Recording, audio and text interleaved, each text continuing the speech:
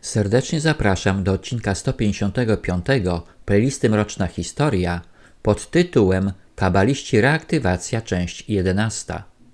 W poprzednim odcinku opowiedziałem o związkach Falka ze światem francuskiej arystokracji. W tym odcinku opowiem o księciu Orleanu, który zabrał do grobu tajemnicę dotyczącą głównych inspiratorów rewolucji francuskiej. Falk był bez wątpienia kabalistą, masonem i wysokim wtajemniczonym, ale czy istnieje dowód, że miał jakiekolwiek powiązania z przywódcami rewolucji francuskiej? W encyklopedii żydowskiej można przeczytać: uważa się, że Falk dał księciu Orleanu, aby zapewnić mu sukcesję na tronie, talizman składający się z pierścienia, który Philippe Égalité przed postawieniem pod szafotem podobno wysłał do Żydówki Julie Gouchot, by przekazała jego synowi, późniejszemu królowi Ludwikowi Filipowi I. Ludwik Filip II Orleański, książę Orleanu, znany jako Philippe Égalité, był księciem królewskiej krwi bourbońskiej, politykiem z czasów rewolucji francuskiej, wolnomularzem i ojcem króla Ludwika Filipa I. Do masonerii wstąpił już w wieku 23 lat i otrzymał swój pierwszy stopień od wielkiego mistrza Ludwika Bourbona, hrabiego de Clermont. Po śmierci Clermonta w 1771 został wybrany 5. wielkim mistrzem Wielkiej Loży Francuskiej, a następnie objął funkcję suwerennego wielkiego mistrza wszystkich lóż rytu szkockiego, zorganizowanych w Grand Globe de France. Jako pierwszy wielki mistrz Wielkiej Loży Francuskiej w roku 1787 uprościł system stopni wolnomularskich, wprowadzając ich tylko 7, z których najwyższy nosił miano kawaler Różanego Krzyża. Jednakże 24 lutego 1793 wycofał się ze wszelkich funkcji w wolnomularstwie, motywując to w liście do Journal de Paris słowami: według mojej opinii w Republice, szczególnie w czasie jej powstawania, nie powinno być tajemnic i tajnych organizacji. Nie będę już się mieszał w sprawy Wielkiego Wschodu, ani w to, co jest omawiane na zebraniach wolnomularzy. Słowa te wygłoszone przez księcia Orleanu były dla niego wyrokiem śmierci. Można się domyślać, że Żydzi kontrolujący francuską masonerię obawiali się ujawnienia ich tajemnic opinii publicznej, a szczególnie udziału w rozpętaniu rewolucji francuskiej. Wielki Wschód przyjął jego rezygnację jako wielkiego mistrza i odebrał mu członkostwo w masonerii. Potężna masoneria nie stanęła w jego obronie w czasie terroru Robespierre'a. Książę Orleanu został uwięziony w Conciergerie 2 listopada 1793 roku. Postawiony przed Trybunałem Rewolucyjnym 6 listopada został skazany na śmierć i zgilotynowany tego samego dnia. Kiedy Philippe Égalité stanął przed sądem, powiedział do sędziów: ponieważ mój los jest przesądzony, proszę, żeby nie kazano mi długo czekać i natychmiast poprowadzono na śmierć. Wyrok ogłoszono bez zwłoki.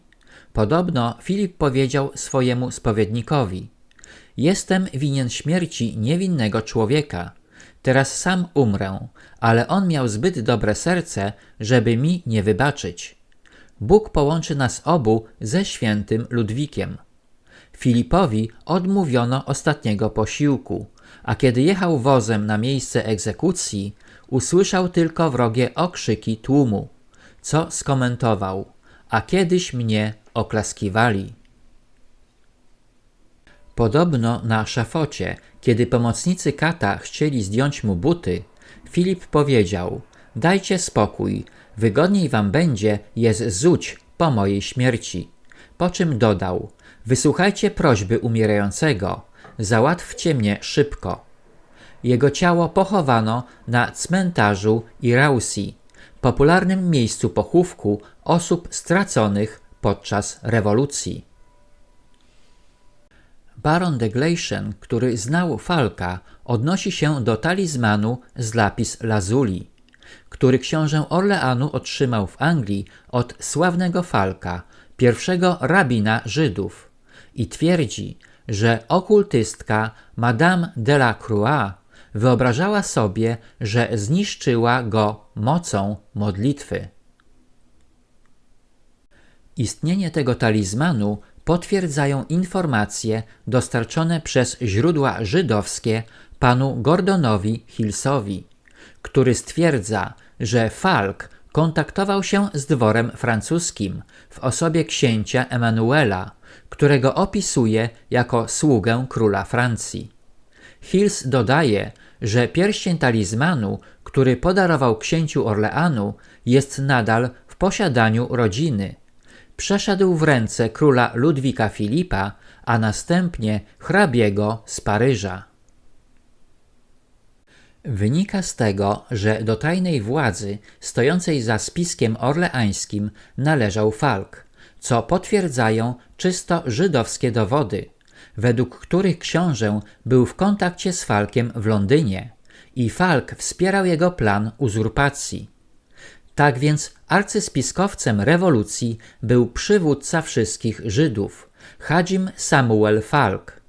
Rewolucja nigdy by nie wybuchła bez odpowiedniego wsparcia finansowego. Dlatego skrzynie ze złotem Falka były źródłem pożyczek zaciągniętych w Londynie przez księcia Orleanu na finansowanie zamieszek we Francji. Bezpośredni związek pomiędzy atakiem na monarchię francuską a środowiskami żydowskimi w Londynie potwierdzają zamieszki wywołane w Anglii w 1780 przez Żyda George'a Gordona. O zamieszkach tych znajdujemy informację. W 1780 roku niespełna rozumu Lord George Gordon, przywódca tak zwanego protestanckiego tłumu, maszerował na Izbę Gmin, aby zaprotestować przeciwko ustawie o łagodzeniu niepełnosprawności rzymskokatolickiej, a następnie przystąpił do realizacji swojego planu, czyli spalenia Londynu. W ciągu 5 dni zamieszek, które miały miejsce, zniszczono majątek o wartości 180 000 funtów. Następnie potomek rodu książęcego Gordon udowodnił trwałość swojej miłości do protestantyzmu poprzez wyznawanie wiary hebrajskiej i został przyjęty z najwyższymi honorami do synagogi. Ten sam żydowski pisarz, który określił Gordona jako półgłówka, pisze o jego ortodoksji. Był bardzo regularny w swoich żydowskich obrzędach. Jego sobotni chleb był wypiekany według żydowskiego zwyczaju. Jego wino było żydowskie, jego mięso było żydowskie i był najlepszym Żydem w zborze Izraela. Ostatecznie Maria Antonina doprowadziła do uwięzienia Gordona w Newgate. Lord George Gordon był Żydem i spotkał w Londynie w 1786 Cagliostra, który był uważany za Żyda. To właśnie wielki mag Cagliostro był zamieszany w atak na honor królowej w wyniku afery z naszyjnikiem. Nie ulega wątpliwości, że w końcu pojawił się geniusz większy niż Falk, Cagliostro, Pasquali, Salvarete de Langes czy książę Orleanu, który zebrał w swoje ręce nici wszystkich spisków i potrafił je posplatać w gigantyczny plan zniszczenia Francji i świata. Serdecznie zapraszam do księgarni autorskiej Zamazane Obrazy, gdzie można nabyć e-booka Zamazane Obrazy Trylogia w wersji polskiej lub angielskiej. Link do księgarni znajduje się pod filmem. Proszę również pamiętać o polubieniach i komentarzach. Na tym zakończę odcinek 155, w którym opowiedziałem o związkach Falka z księciem Orleanu.